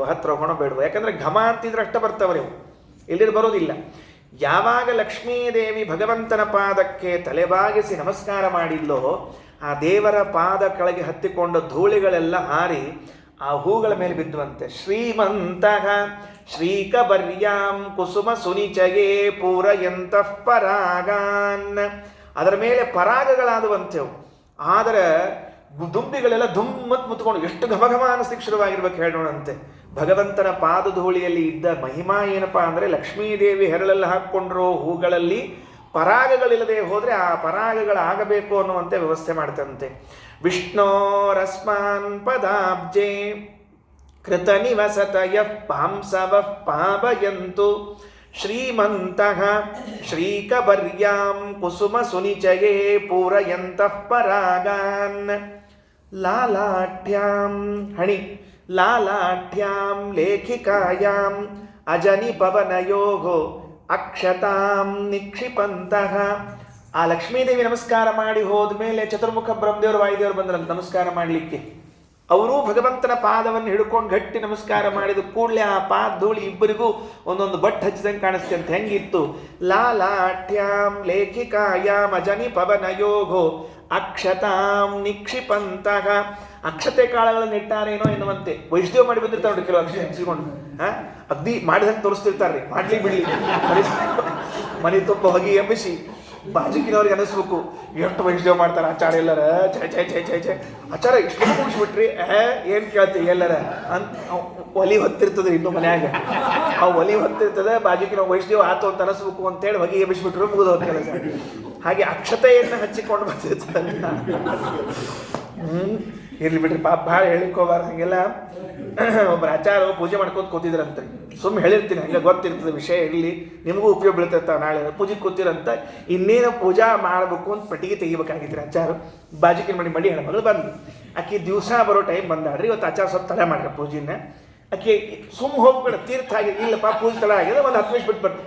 ಅಯ್ಯ ಆಚಾರ ಪೂಜೆ ತಡ ಆತ್ ನೋಡು ಅಂತ ಅನ್ಕೋತ ವಾಟಕಾಯಿ ಇಟ್ಟು ಹೋದ್ರಿ. ಆಕಿ ಹೋಗಿ ಮನೆ ಮುಟ್ಟಾಳಿಲ್ಲೋ ಮಗನ ಕಡೆ ಹೇಗೆ ತೀರ್ಥ ತಗೊಂಡು ಹೋಗ್ಲಿಕ್ಕೆ ಬಾ ಅಂತ ಹೇಳುವಂತ. ಆಕಿ ಅಜ್ಜಿ ಬಂದ್ರಿ ಹೊಳ್ಳಿ. ಆಕಿ ಅಂದು ಇಷ್ಟಗೂ ಪೂಜೆ ಮುಗಿತ ಆಚಾರದು ಅಂದು ತೀರ್ಥ ತಗೋ ನಡಿ ಅಂತ ಹೇಳು. ತೀರ್ಥ ತಗೊಂಡು ವಾಟಕ ನೋಡ್ತಾಳೆ. ವಾಟಕದಾಗ ಎಲ್ಲ ಈ ಕೃಷ್ಣಾಂಜನ ಕೂದು ಬಿದ್ದುಬಿಟ್ಟಿದ್ವಿ. ಯಾಕಂದ್ರೆ ಆಚಾರ ಅವಸರಕ್ಕೆ ಪೆಟ್ಟಿಗೆ ತೆಗೆದೇ ಇಲ್ರಿ, ಪೆಟ್ಟಿಗೆಗೆ ಅಭಿಷೇಕ ಮಾಡಿಬಿಟ್ಟಿದ್ರು. ಪೆಟ್ಟಿಗೆ ತೆಗೆಯೋ ಪ್ರಶ್ನೆ ಇಲ್ಲ, ಪೆಟ್ಟಿಗೆಗೆ ಅಭಿಷೇಕ ಮಾಡಿಬಿಟ್ಟಿದ್ರು. ಪೆಟ್ಟಿಗೆಗೆ ಅಭಿಷೇಕ ಮಾಡಿದ್ರೆ ಕೃಷ್ಣಾಂಜನ ಕೂದಲೆತ್ತ ಬಿದ್ದುಬಿಟ್ಟಾವಳೊಳಗೆ. ಅಕ್ಕಿ ಕೇಳಿದ್ಲು, ಆಚಾರ ತೀರ್ಥ ಕೂದಲು ಬಂದಾವಲ್ಲ ಅಂತ. ಆಚಾರ ತಕ್ಷಣ ಉತ್ತರ ಹೇಳಿದ್ರು, ದೇವರು ಕಟಿಂಗ್ ಮಾಡ್ಸೋಣ ಹೋಗಿ. ವಿರಾಗ ಶಕ್ತಿಸ್ಥೇ ಯಮಜ ಪುರಾಗಾರ ರಮಣಿ ಧರಾಗಾರ ಸಕ್ತಾನ ಚ ಪದ ಪರಾಗಾಧರ ಯುತಾಹ ಪುರಾಗಾರಾತ್ಯಾದಿ ಪ್ರಣುತ ವಿತರಾಗಾಧ ಮಹಿಮನ್ ಸುರಾಗಾಭೂತಿ ಸುಮತಿ ಮುಖರಾಗಾದಿಜಸಖ. ಆ ಪ್ರಾಣದೇವರು ಬ್ರಹ್ಮದೇವರು ನಮಸ್ಕಾರ ಮಾಡಿ ಬಂದರೆ ಅಕ್ಷತೆ ಇಟ್ಟಂತೆ ಕಂಡ್ರೆ ಮುಂದಿನ ಸ್ಟೆಪ್ ಯಾರ್ದು, ಮುಂದಿನ ಹೆಜ್ಜೆ ಯಾರ್ದು? ರುದ್ರದೇವರು ಬಂದ್ರಂತೆ. ಅವರು ನಮಸ್ಕಾರ ಮಾಡಿದ್ರಂತೆ. ನಮಸ್ಕಾರ ಮಾಡಿ ಎದ್ರೆ ತಲೆ ಮೇಲೆ ಕೂತು ಗಂಗಾ ಇದ್ಲಲ್ಲ ರುದ್ರದೇವ್ರ ತಲೆ ಮೇಲೆ ಕೂತು, ರುದ್ರದೇವರೇ ಇನ್ನೊಂದು ಸರ್ತಿ ಬಾಗ್ತೀರಾ? ಯಾಕಮ್ಮ ಪ್ಲೀಸ್ ಇನ್ನೊಂದ್ಸಲ ಬಾಗ್ರಿ. ಏನು ಹೇಳು, ಬಾಗ್ತೀನಿ, ಇಲ್ಲ ಅಂದಿಲ್ಲ. ಏನಿಲ್ಲ, ಈ ಭೂಮಿಯಲ್ಲಿದ್ದ ಜನ ಎಲ್ಲ ಇದ್ದಾರಲ್ಲ, ಬಂದು ಸ್ನಾನ ಮಾಡಿ ತಮ್ಮ ಪಾಪ ಎಲ್ಲ ನನ್ನಲ್ಲಿ ಬಿಟ್ಟು ಹೋಗ್ತಾರೆ. ನಾನೆಲ್ಲಿ ಉದ್ಧಾರ ಮಾಡ್ಕೋಬೇಕು ಅದನ್ನು?